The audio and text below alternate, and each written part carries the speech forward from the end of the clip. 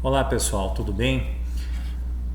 Hoje eu queria dialogar com vocês com a questão do problema de pesquisa. O que vem a ser uma pesquisa? Essa é a grande pergunta quando você vai desenvolver um trabalho na área científica. A gente tem que pensar o seguinte, né? A pesquisa, um problema de pesquisa, ele tem como objetivo principal resolver algum problema. Contudo, nem todo o problema ele pode ser caracterizado como científico, né? ou rigoroso. Para que a gente possa pensar num problema de uma forma científica, a gente precisa considerar aquilo que não é científico. Por exemplo, vamos pensar comigo. Eu posso pensar assim: qual a influência do Sol na liberdade das pessoas? Poxa, isso eu não posso pesquisar, né? Pesquisa a nível de graduação, a nível de pós-graduação, ela tem algumas características básicas que são relevantes, né? E que a gente pode, com certeza, começar a dialogar basicamente para poder formular essa pergunta, que é um problema. Por exemplo, se eu for pensar da seguinte maneira: toda pesquisa, todo problema, ele deve ser formulado como pergunta, né? Isso não constitui uma tarefa tão fácil, né? Mas a maneira mais fácil de formular é fazer uma pergunta. Como eu resolvo, como na área de educação, por exemplo, como utilizar a televisão nas aulas de educação física no 4º ano do ensino fundamental? Veja, é um problema.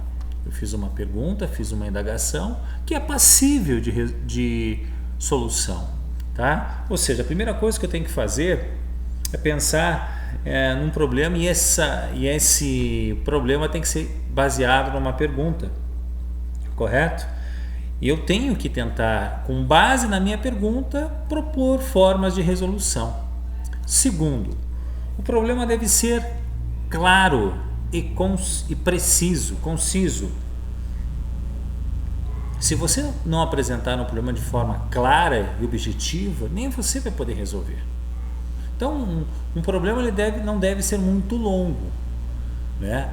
E deve ser se possível, o problema deve ser conciso, claro e objetivo, que seja passível de uma resolução através de várias soluções, como pesquisas, questionários, que me possam dar respostas para o problema que eu solicitei, tá? Segundo, o problema deve ser empírico, tá? Empírico. Você pensa assim, como empírico? A gente tem que pensar o seguinte: o problema deve ser algo possível de resolução e que exista pessoas que escrevam sobre o assunto, que já falam sobre o mesmo. Aí eu posso resolver. Porque senão, como é que eu vou cientificar a minha pergunta? Através da minha única experiência? Não. A nível de trabalho científico, eu preciso formular um problema passível de resolução, correto? E que tenham pessoas que me possam servir livros, artigos que me sirvam de embasamento para mim poder responder essa pergunta. E esse problema, na minha próxima questão que eu digo, que ele deve ser suscetível de solução. E agora vem a parte mais clara, que facilita a formulação de um problema, é que ele deve ser bem delimitado, não pode ser muito abrangente. Por exemplo, para um professor, como acabar com a indisciplina na escola, né? Se você for buscar uma resposta para essa, puxa, você vai buscar várias e várias soluções e não delimita o problema. Se você quiser, porventura, trabalhar com a indisciplina, você fala como minimizar a indisciplina nas aulas de matemática, correto? Aí você delimita mais o problema nas turmas do 7º ano do ensino fundamental. Veja, eu dei um problema, fiz uma pergunta, fui claro, fui preciso e ainda delimitei o mesmo. E é isso que a gente tem que fazer quando for pensar num problema. Eu dei outros exemplos, por exemplo, como trabalhar os sólidos geométricos através da informática com os alunos do 5º ano do ensino fundamental. Vejam, como trabalhar os sólidos geométricos é um problema, mas ainda ele está muito abrangente. Como?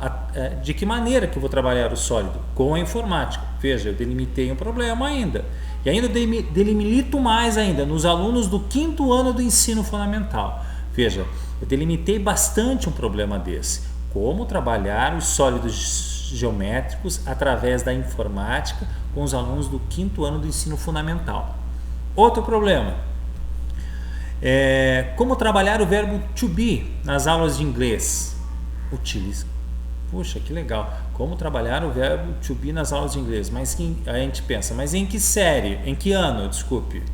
Aí eu continuo a formulação. Como trabalhar o verbo to be nas aulas de inglês utilizando um software de áudio no 1º ano do ensino médio. Veja, eu delimitei bastante o problema. Eu estou dizendo que eu quero trabalhar com o verbo to be utilizando informática, utilizando o áudio, no software de áudio, e ainda estou indicando inclusive o ano de trabalho, correto? É com base nisso que quando você quiser formular um problema, você tem que pensar. Ok? Um abraço para todos.